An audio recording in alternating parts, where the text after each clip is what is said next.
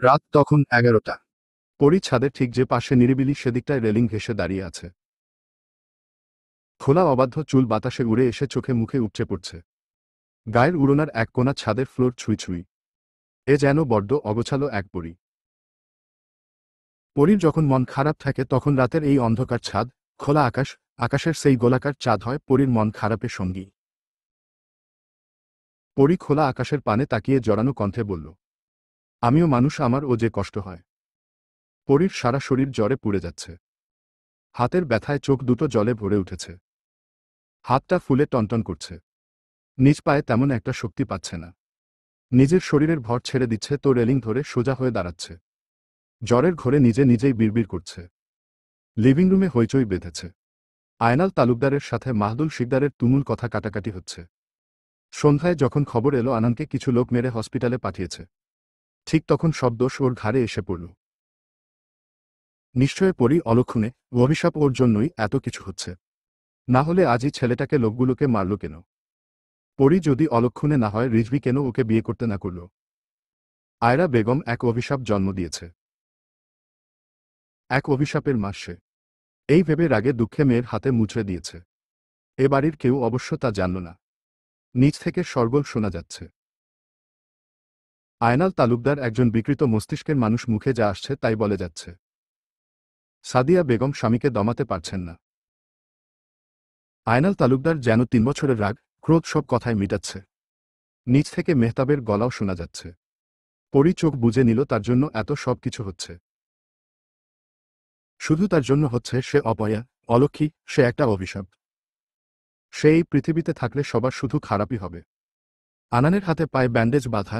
আনান যখন সবার সামনে বিশ্রী ভাষায় বলল, দেখুন গিয়ে বাইরে কোনো নাগর আছে যে আমাকে এভাবে মা তারা চিহ্ন রতে পাঠিয়েছে? এ কথা বলতে দেরি মেহতাব আনানের নাক বরাবর ঘুষি মা তারা চিহ্ন রতে দেরি করেনি। শিকদার মহলে এক অশান্তি শুরু হয়েছে। এসবের কেন্দ্রমূল পরী। পরীর লজ্জায় ঘৃণায় মরে যেতে ইচ্ছে করছে। আচ্ছা, সে মরে গেলেই শিকদার মহলে শান্তি আসবে? আচ্ছা, সে মরে গেলেই কি আয়রা বেগম হাফ ছেড়ে বাঁচবেন? সে মরে গেলে কি পৃথিবী পরী নামক অভিশাপ থেকে মুক্তি পাবে? হয়তো পাবে। আচ্ছা, সে মরে যাওয়ার পর কি আয়রা বেগম তাকে ভালোবাসবে? আফসোস করব বুকে জড়ানোর। রিজভি ভাইয়া কি একটু হলেও আফসোস করবে পরীর জন্য? এত এত ভাবনার মাঝে বোকা পরী জানল না তাকে কেউ ভালোবাসে। কেউ তাকে নিজের সবটা দিয়ে ভালোবাসে। তাকে পাওয়ার জন্য পৃথিবী উলটপালট করে দিতেও পারে। পরীর জন্য নিজের জীবন বাজি রাখতেও রাজি। Dash dash dash dash dash dash dash. মাথা ভনভন করছে। পরীর আর শক্তিতে কুলালো না, পা দুটে বসে পড়ল। চোখের সামনে সব ঝাপসা দেখতে লাগল। শরীরের টাল সামলাতে না পেরে যখন ফ্লোরে পড়তে নিল তখনই একজোড়া পুরুষালী হাত খুব যত্নে সুঠামদেহী পুরুষের বিশাল বুকের মধ্যিখানে ছোটখাটো গর্ণের পরীকে আগলে নিল। পরী এহতিশামের বুকে মুখ গুজে পড়ে রইল। পরীর শরীরের তাপমাত্রায় এহতিশামের শরীর গরম হয়ে উঠল। এহতিশাম চিন্তিত, ধীরকণ্ঠে শুধাল, প্রাণ ঠিক আছো? পরী পিটপিট করে চোখ মেলল, মাথা উঁচু করে দেখল চোখের সামনে ভেসে উঠা এক চিন্তিত ফর্সা মুখশ্রী। লোকটা ভীষণ লম্বা। এ বাড়িতে মেহতাবের সাথে এমন লম্বা চওড়া লোক আরও একজন লোক আছে যে পরী কি বেমালুম ভুলে বসেছিল। পরী নিজেকে ছাড়ানোর জন্য নড়াচড়া করল, এহতিশাম ছাড়ল না, নিজের সাথে শক্ত করে জড়িয়ে নিল। পরীর জ্বরে উত্তপ্ত কপালে ঠোঁট ছোঁয়াল। পরী ছটফট করে জড়ানো কণ্ঠে বলল, ছাড়ুন আমায়, আমি অভিশাপ। এহতিশাম পরীকে জড়িয়ে পুনরায় কপালে ঠোঁট ছোঁয়াল। বলল, তুমি অভিশাপ নয়, তুমি সদ্য ফোটা পবিত্র এক গোলাপ। পরী চোখ খুলল। এহতিশাম আবারও বলল, যদি পুরো পৃথিবী বলে তুমি অভিশাপ, আমি বলবো এই অভিশাপই আমার প্রাণ। এহতিশাম আয়াসের প্রাণ। পরী মাথা তুলে আকস্মাৎ বিড়বিড় করে বলল, এই সাদা বিলাই। এহতিশাম পরীকে জড়িয়েই ধীরকণ্ঠে বলল, হু। পরী এহতিশামের ফর্সা গালে হাত রেখে বলল, আপনি এত সুন্দর কেন? এহতিশাম বলল, তোমার দেখার চোখ সুন্দর তাই। পরী, উহু, আপনি এমনিতেই সুন্দর, অনেক সুন্দর। পরী এহতিশামের বুকে কিছুক্ষণ মুখ গুজে পড়ে রইল। এক মিষ্টি সুগন্ধ ভেসে আসছে লোকটার শরীর থেকে। পরী নাক টেনে লম্বা শ্বাস নিল। দু হাতে শক্ত করে এহতিশামকে জড়িয়ে নিল। হুট করে বলে উঠল, আমায় বিয়ে করবেন সাদা বিলাই? এহতিশাম বেশ বুঝল মেয়েটা জ্বরের ঘোরে আবল তাবল বকছে। মেয়েটা নিজের মাঝে নেই। এহতিশাম কিছু বলল না। এহতিশামকে চুপ থাকতে দেখে পরি কপাল কুঁচকে এহতিশামের বুকে মৃদু থাপ্পড় মেরে বলল, ছাড়ুন, ছাড়ুন আমায়। আপনিও আমায় ভালোবাসেন না। আপনিও সবার মতো। আপনিও সবার মতো। বলেই ঠোঁট উল্টে বাচ্চাদের মতো শব্দ করে কেঁদে উঠল। এহতিশামের থেকে সরতে নিলেই এহতিশাম আবল তাবলো বকা মেয়েটাকে কোলে তুলে নিল। পরি চোখ বুজেই এহতিশামের শার্টের কলার চেপে ধরল। বিড়বিড় করে কি বলতে বলতে যেন মেয়েটা জ্ঞান হারাল। শরীরের সব শক্তি ছেড়ে দিল এহতিশামের উপর। এহতিশামের শার্টের কলার চেপে রাখা হাতের মুঠো নরম হয়ে গেল। এহতিশাম পরীকে নিয়ে দ্রুত ছাদ থেকে নামল। ভোরবেলায় চোখে মুখে সূর্যের ঝলমলে আলো পড়তেই পরি পিটপিট করে চোখ মেলল। আজ সকালটা ভীষণ সুন্দর। রাতে বোধহয় বৃষ্টি হয়েছে। পৃথিবীর বুকে জমাট বাঁধা সকল ঝঞ্ঝাট যেন বৃষ্টির ফোঁটায় ফোঁটায় ধুয়ে মুছে গেছে। পরি উঠে বসল, মাথাটা ভার ভার লাগছে। শরীরের জ্বরটা নেই, তবে মাথাটা কেমন যেন করছে। হাতের দিকে তাকাতেই দেখল হাতের কাটা জায়গায় সাদা ব্যান্ডেজ বাঁধা। পরি ধীরে ধীরে উঠে বেলকনিতে গিয়ে দাঁড়াল। পরির বেলকনি থেকে নিচের বাগান দেখা যায়, যেখানে বৃষ্টির ছোঁয়ায় ফুটে উঠেছে রং বেরঙের ফুলের সমাহার। বৃষ্টির ছোঁয়ায় গাছগুলো সতেজ হয়ে উঠেছে। এক সুন্দর নতুন সকাল।